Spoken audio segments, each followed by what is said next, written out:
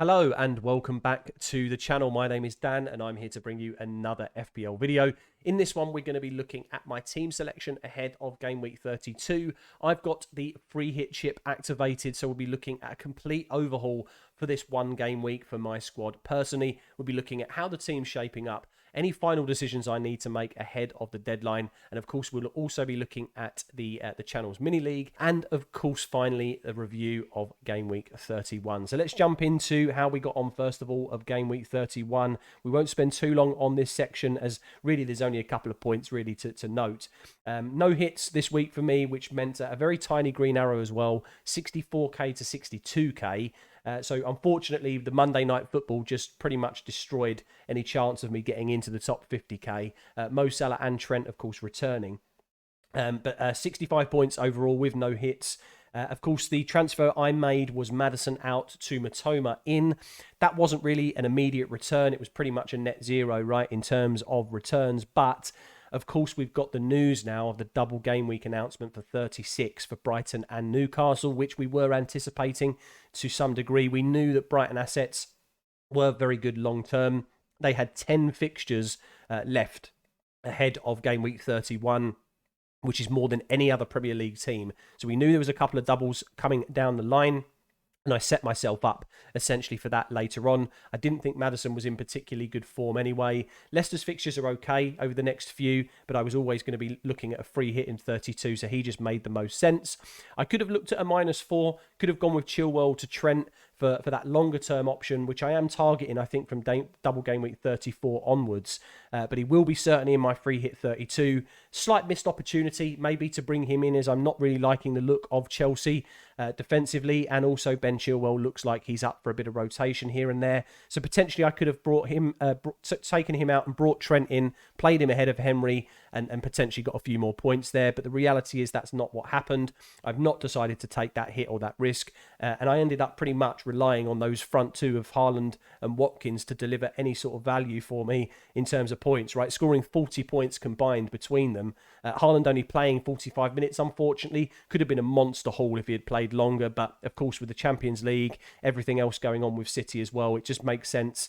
They were obviously on for a treble this season, so could be a situation where they match Manchester United's output of previous, and of course this man is key for it. So I understand why Pep's done it, but of course still scoring me 12 points and the majority of us 12 points. Very, very happy with that. Of course, Ollie Watkins really going to be the star of the show here, just because he's scored the biggest haul of the season, but also as well that being on the right side of that Havertz versus Watkins debate definitely does feel good. I think Watkins is a must own. I think that they're looking great under Unai Emery, really challenging for European places as well. And for him to score 3 goals against Newcastle, I think was a really massive statement, as we know how prolific Newcastle defensively have been this season so far. So I think that's a real statement from Watkins personally and Unai Emery about where he wants to take this Villa team. So I think he is also a very important asset to own over the next 3 to 4 weeks as well. So as mentioned, I have got the free hit chip active, so no need to go through transfer plans in detail today. We've also then got the captaincy data table where I look at, of course, all the players that I think need to be considered for the captaincy armband. And this showcases the position that these players play. We've also got then the opponent's chances conceded. So I take this data from Fantasy Football Scout. I always use the last 4 matches as the sample size, as opposed to, let's say, the whole season, as I don't feel like it gives you a real true reflection of the current form of both the attacker or the defender in this case. So Mo Salah against Nottingham Forest. Yes, he plays predominantly on the right-hand side, and Forest essentially have conceded 9 chances in the last 4 from that side of the pitch. So the points last 5 for Mo Salah have been 26. I think realistically, he is definitely the standout option. Although on the points tally here, he's one of the lowest scorers. In fact, the second lowest scorer after Bukayo Saka. I think the reality is he's got such a good fixture, and after that 14-point haul, I think the confidence is back for Mo, and I think that's the most important thing when you're selecting him as a player, in my opinion. So, or a captain choice, should I say. He needs to be in the right run of form, and Liverpool also need to be in the right mindset, I think, from an attacking point of view. And they seem to have been ticking a little bit better in that 6-1 win against Leeds. And yeah, it's just been obviously great to see him back amongst the goals. So looking at the three standout selections, I've gone with Salah, Martinelli and Watkins. I think all three of these are definitely great options. Martinelli has definitely shown a real purple patch over the last few weeks, and maybe a bit of a kind of a differential captain if you're willing to take the risk on him, because I think since Jesus' return, this man has not only exceeded expectations from sort of the run of form he was in post-World Cup, but also as well when Trossard came in January, we did think there was going to be some kind of reduced minutes for Martinelli. However, it's not really played out that way, because Trossard can also play in the number 9 position, and I think Martinelli, knowing that his place, let's say, is up for grabs a little bit, or maybe Arteta was using that as a tactic. We know that's happened before, where you bring a player in the same position and it actually enhances the current player in that role. I think Martinelli has benefited from it. I really do. So I think he can continue that. Against Southampton, they have conceded 7 chances in the last 4 games down that left-hand side.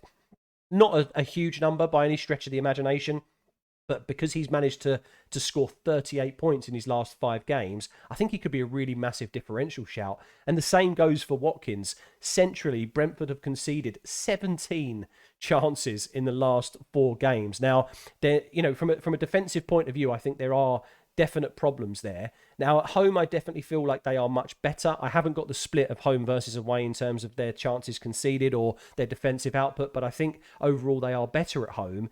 That being said, though, like I said, with Ollie Watkins being in that central position, and of course, in my free hit guide, I was talking about how he's confined his movements now to within the width of the box. He doesn't drift too far to the right and the left anymore, and that's after watching videos of Edison Cavani and other individuals from an attacking perspective, and he's just now started to bring that run of form together, and he's scored 45 points over the last 5 game weeks. So again, maybe a huge differential captain here, but I think most of us will more than likely end up captaining the Egyptian king. So let's have a look then at how the team is shaping up. Defensively so far, I've got Johnston, Trippier, Alex Moreno and Trent Alexander-Arnold in my defensive lineup. Trippier is definitely one that's up for debate. I still feel like there is potential that he comes out of the team. I maybe won't sell him just in case I make any last-minute decisions, but his place is definitely up for grabs. So I think that Tottenham fixture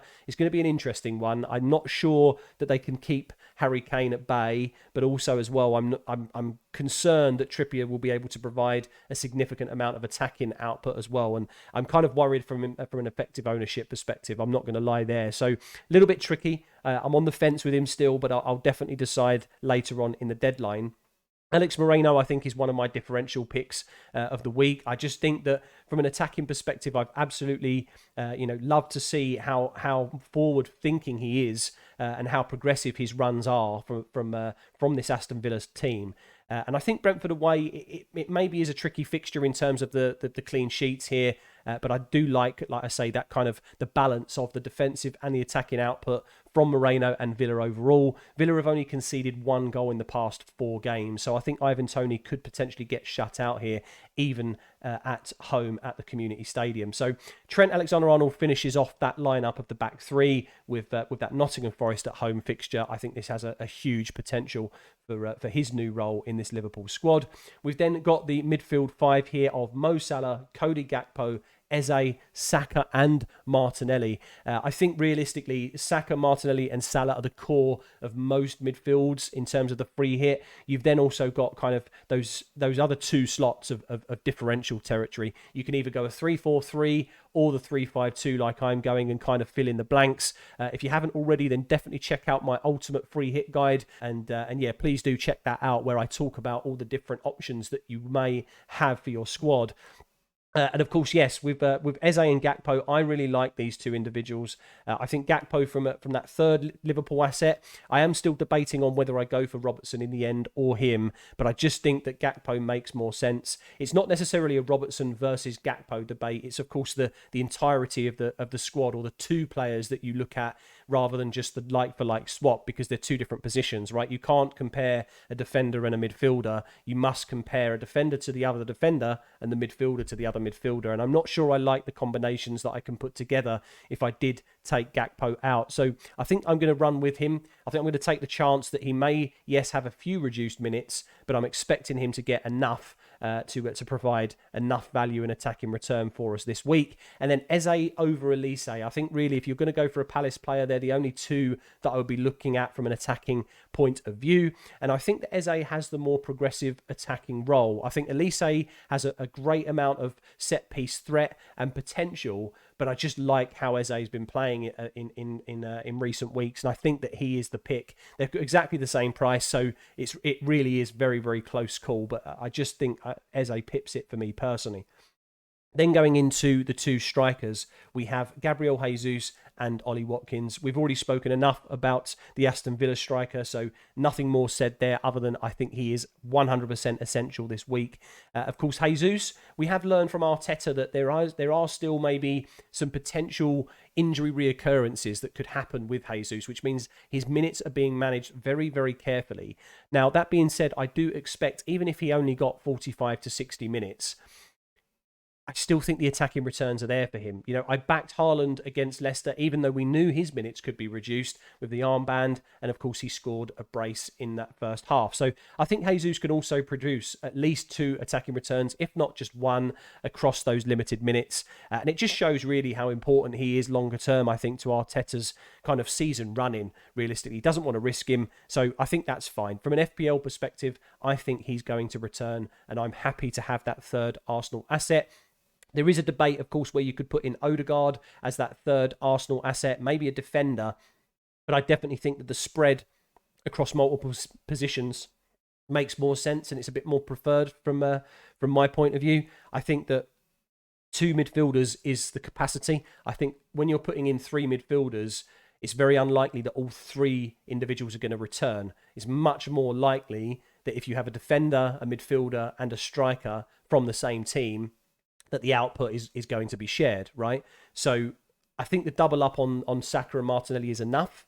I think you could argue that Odegaard ahead of Saka, even in terms of recent form. You could do that if you were stretched for funds in any way, but most free hits, I think, have got at least 2, 3, maybe 4 million in the bank in some cases, right? Because there's not too many premium assets to choose from this week. So that's where my head's at. This is the team overall. Of course, captaincy, vice captaincy, and bench we'll touch on now. The armband firmly on the Egyptian, I think, with the vice captaincy on Saka just to cover us for any last minute worries. We've got Everson in goal against Wolves at home. We've then got Solanke against West Ham at home, Gahey, and then Dawson as those 2 second and third bench options. I don't necessarily think that we're going to go that deep into the bench this week. If there are any last minute issues, I think Solanke, I'm comfortable with him coming off the bench. And then similarly from a defensive perspective, Gahey coming in for one of the defenders, I think is okay, right? So if we had to go 2 bench players deep, then those 2 players I think provide a great amount of cover for us.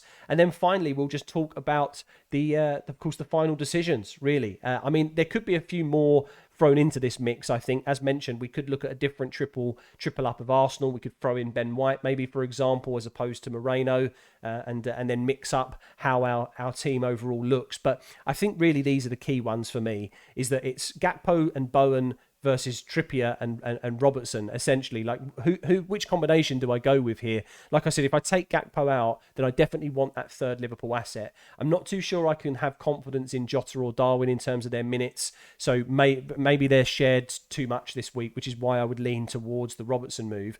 I don't think I would sell Trippier as such for Robertson. It'd probably end up being Dawson to Robertson, as I've got the money to do that, and then I would bench Trippier as that second bench option ahead of Mark Gahey. But the reality is, I'm just not sure that this 2 combination works better. I think Gakpo and Trippier offer more value than Bowen and Robertson. But let me know in the comments what you prefer in terms of those 2 decisions, and any of these, essentially, just in isolation. Which ones do you prefer out of them? And of course, let me know your dilemmas as well for your teams, your free hits, whatever it is that you're doing. Let me know in the comments below and I can try to help you out. And of course, the final one, really, from a substitution perspective, is Eze or Solanke. Who do I start? Now, I think I'm pretty firm on Eze. I think, like I said, his progressive output seems to be a little bit more, I'd say, consistent now under Roy Hodgson. I'm not sure I can use the word consistent when it's only been a few games since his return, but I do like him in the role that he seems to be playing. Now, Solanke is, I think I'm just happy with him being that first bench cover. You could debate he's a good starter as well. I think he has got at least one return in him. Of course, we've had the West Ham fixture in Europe as well. They may be a little bit burnt out. They've had a very long season. And of course, they are also fighting for their lives as well. So potentially we see Solanke returning once or twice. But I think Eze's got the output there in terms of the clean sheet point, the extra point for every goal scored as well. I just think I'm leaning towards him over Solanke. But again, let me know in the comments what you prefer. So then finally, we'll have a look at how the mini league is shaping up for the channel. As you can see here, George McGavin still with that top spot, now just pulling a little bit ahead of Jan Aigner by 13 points. He scored a very respective 84 points this week, did George, and Jan, of course, scoring 74 as well. So very tight between those two. So if you haven't already, you can join the mini league by the link in the description below or using the mini league code, which would also be in the video description. There will be a football related prize at the end of the season for the winner. It's completely free to join, so feel free to come in and join the community as part of it. So that's going to wrap up the video, guys. Thank you very much for tuning in. Of course, I will be doing a deadline stream later on this evening, so feel free to tune in for that. We'll be locking in those final decisions, and of course, I'll be helping you with any of yours as well. I expect it to be a busy one, so definitely come in and get your questions in early. I'll be starting at 5:30 p.m. So definitely tune in for that. I'll hopefully see you there, guys. And once again, thank you for watching the content. If you did enjoy it, then please consider subscribing. And of course, yes, I will hopefully see you in the stream or a future video soon. Take care, guys.